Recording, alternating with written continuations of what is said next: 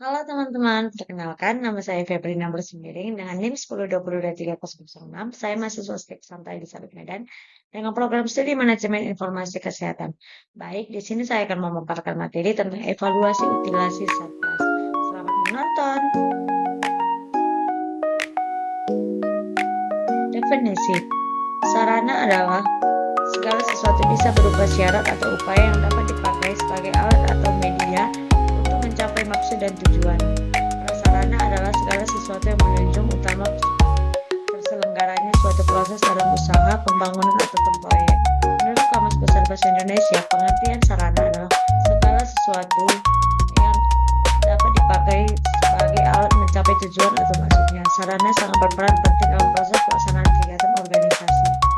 Sarana organisasi sebagai alat atau benda secara langsung digunakan dalam proses tugas dan pekerjaan kantor. Pemanfaatan sarana pelayanan kesehatan merupakan faktor penting sebagai penentu kesehatan yang memiliki relevansi khusus dan dalam masalah kesehatan dan pembangunan masyarakat. Bahkan pemanfaatan pelayanan kesehatan telah direkomendasikan sebagai konsep kesehatan prima dasar bagi populasi yang paling rentan dan kurang mampu. Pelayanan kesehatan juga dapat diakses secara universal tanpa hambatan berdasarkan keterjangkauan, akreditas visi atau penerimaan jasa. Dengan demikian, peningkatan penggunaan pelayanan kesehatan merupakan target utama yang harus dicapai untuk meningkatkan derajat kesehatan masyarakat. Adapun 6 fungsi utama sarana prasarana. Yang pertama, menciptakan kenyamanan. Yang kedua, menciptakan kepuasan. Yang ketiga, mempercepat proses kerja. Yang keempat, memudahkan proses kerja. Yang kelima, meningkatkan produktivitas. Yang keenam, hasil lebih berkualitas. Mengelola data utilisasi. Utilisasi pelayanan kesehatan merupakan pengguna fasilitas pelayanan kesehatan yang disediakan baik dalam bentuk rawat jalan, rawat inap, kunjungan rumah sakit oleh tenaga kesehatan maupun dalam bentuk kegiatan lain dari pemanfaatan pelayanan kesehatan. Untuk mengetahui tingkat pemanfaatan, mutu dan efisiensi pelayanan rumah sakit diperlukan sebagai indikator. Indikator adalah nilai parameter yang akan dipakai sebagai nilai banding antara fakta dan standar yang diinginkan. Indikator untuk menilai suatu rumah sakit yang paling sering adalah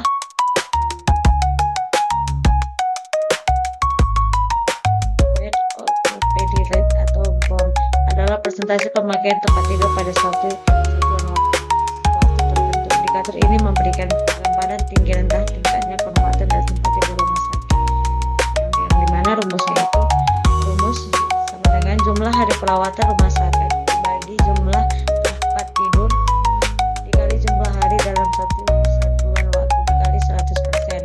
Nilai parameter dari BOR ini idealnya antara 60-85%. Yang kedua itu average length of stay atau ALOS. ALOS adalah rata-rata lama rawat seorang pasien. Indikator ini disamping memberikan gambaran tingkat efisiensi juga dapat memberikan gambaran mutu pelayanan.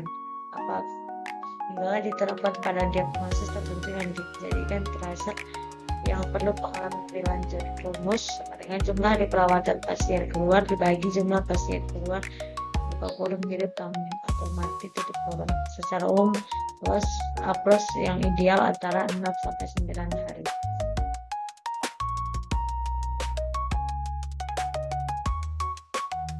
Yang ketiga ialah bed turnover atau BTO. BTO adalah frekuensi pemakaian tempat tidur berapa kali dalam satu satuan waktu tertentu.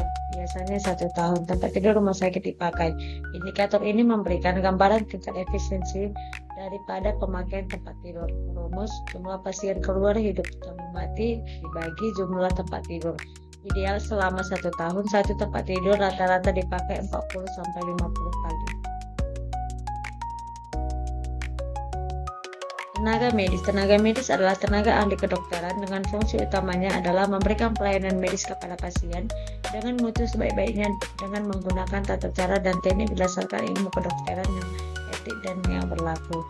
Setiap tenaga medis harus memenuhi kewajiban sebagai tenaga medis yang ditentukan dari syarat legal dan tidak melawan hukum, yaitu kewajiban yang timbul dari sifat perawatan medis. Setiap tenaga medis harus berpraktek sesuai dengan standar profesi medis, yaitu bertindak secara teliti dan hati-hati sesuai dengan standar medis ketentuan yang baku melalui ilmu kedokteran. Produktivitas tenaga. Produktivitas merupakan suatu ukuran menyatakan bagaimana baiknya sumber daya diatur dalam dimanfaatkan untuk mencapai hasil yang optimal. P sama dengan I dibagi T kali N.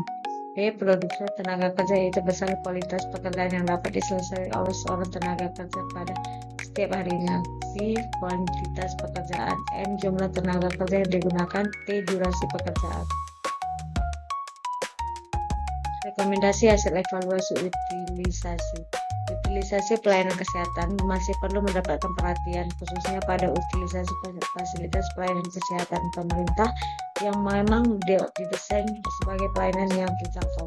Oleh karena itu diperlukan strategi untuk menyimpang peningkatan akses pelayanan dengan biaya-biaya yang harus dikeluarkan untuk mengelola fasilitas dengan sumber daya tersebut. Salah satu strategi yang bisa dilakukan antara lain dengan melakukan revisi ulang mekanisme insentif atau akuntabilitas dalam sistem pelayanan, terutama untuk mengurangi masalah yang terkait dengan kualitas pelayanan dengan inefisiensi.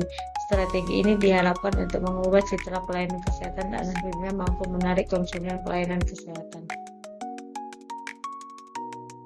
Baik, di sini saya akan memaparkan dua soal kasus. Yang pertama, Rumah Sakit Amanda pada bulan Desember 2023 memiliki jumlah tempat tidur 50 tidak termasuk bayi. Total hari perawatan 1.400 dengan pasien keluar hidup mati meninggal yaitu 1.991. Hitunglah presentasi bor pemakaian tempat tidur pada bulan Desember 2023. Desember sama dengan 31 hari.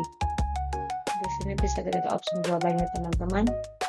Itu jawabannya ialah 90,32%, yang dimana pembahasan diketahui jumlah hari perawatan pada periode tertentu 1.400, jumlah tempat tidur tersedia 50, jumlah hari pada periode bulan Desember 31 hari. Ditanya bor persentase tempat tidur. Jawaban bor yaitu rumus jumlah hari perawatan pada periode tertentu dibagi jumlah tempat tidur tersedia dikali jumlah hari pada periode dikali 100%.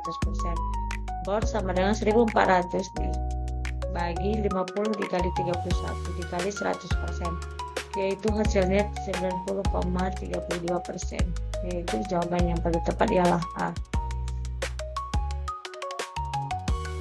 Soal kasus yang kedua, sebuah rumah sakit mencatat data rawat inap selama Maret 2025 dengan jumlah total rawat keseluruhan pasien yaitu 1.260 hari dan jumlah pasien yang keluar baik sembuh, PPS maupun meninggal yakni 180 orang. Hitunglah A+. Di sini opsi jawabannya ialah paling tepat ialah C 7 hari, yang dimana pembahasan diketahui jumlah lama hari dirawat 1.260, jumlah pasien keluar 180, ditanya A+. Jawaban A+ sama dengan jumlah lama hari dirawat dibagi jumlah pasien keluar hidup dan mati. A+ sama dengan 1.260 dibagi 180, jawaban ialah 7 hari. Di sini jawaban yang paling tepat ialah C 7 hari. Baik, sekian pemaparan dari materi saya. Jika banyak tutur kata yang salah dalam saya memaparkan materi, saya minta maaf. Saya ucapkan terima kasih. Salam Santa Elizabeth. Terima kasih. Bye-bye. Halo teman-teman, kenalkan nama saya Febrina Bersemiring dengan NIM 10223006. Saya mahasiswa STIK Santa Elizabeth Medan dengan program studi manajemen informasi kesehatan. Baik, di sini saya akan memaparkan materi tentang manajemen keuangan UKRM, simulasi lokasi anggaran untuk unit pelayanan. Selamat menonton.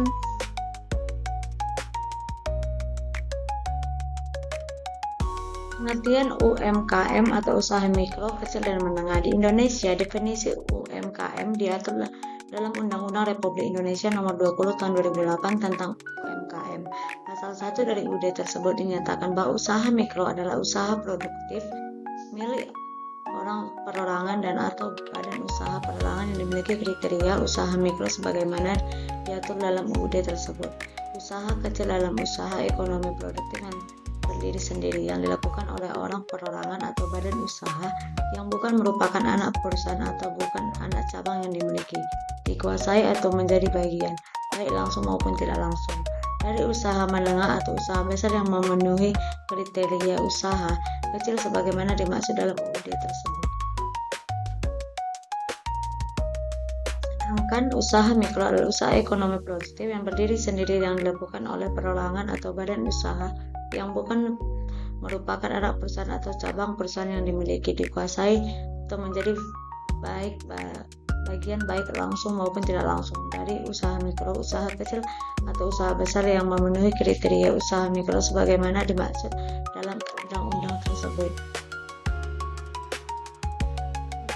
Adapun kriteria usaha mikro sebagai berikut. Yang pertama, usaha mikro adalah unit usaha yang dimiliki aset paling banyak 50 juta, tidak termasuk tanah dan bangunan tempat usaha dengan hasil penjualan tahunan paling besar 300 juta. Yang kedua, usaha kecil dengan nilai aset lebih dari 50 juta sampai dengan paling banyak 500 juta tidak termasuk tanah dan bangunan tempat usaha memiliki hasil penjualan tahunan lebih dari 300 juta hingga maksimum 2.500.000.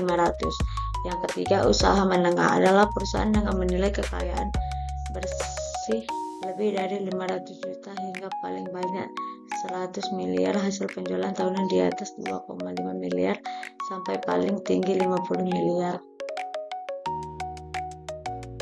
Alokasi anggaran di unit kesehatan. Salah satu prinsip umum anggaran adalah efisiensi, efektivitas, transparansi, dan akuntabilitas anggaran sebagai wujud pertanggungjawaban sistem manajemen.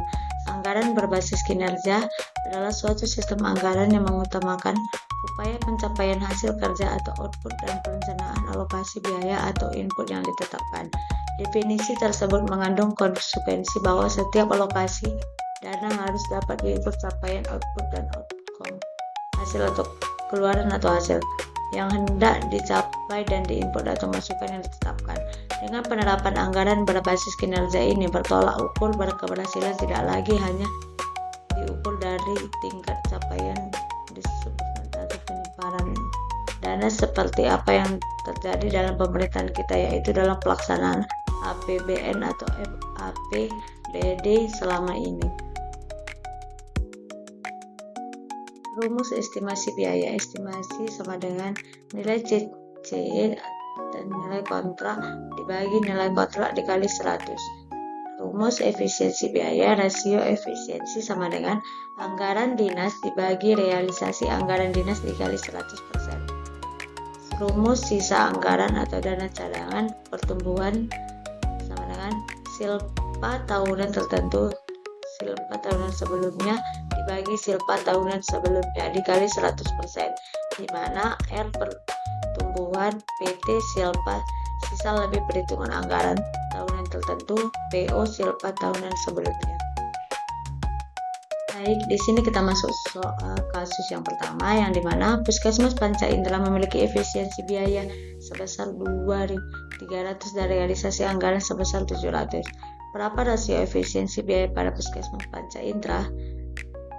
Di sini bisa kita lihat rasio efisiensi sama dengan 2.300 dibagi 700 dikali 100%. Hasilnya 3,28%. Di sini jawabannya uang. Kasus yang kedua, pemerintah Sumatera Utara mengirimkan surat perintah ke Desa Ketaran agar segera mengirimkan sisa anggaran dari proyek yang sudah dikerjakan. Pemerintah Desa Ketaran memiliki data anggaran sebagai berikut.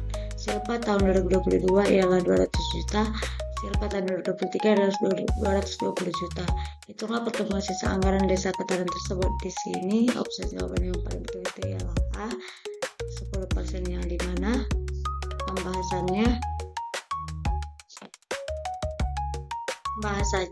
pertumbuhan sama dengan silpa tahun tertentu atau silpa tahun sebelumnya dibagi silpa tahun sebelumnya dikali 100%. Tadi silpa tahun 2023 ialah 220 juta dan silpa tahun 2022 ialah 200 juta.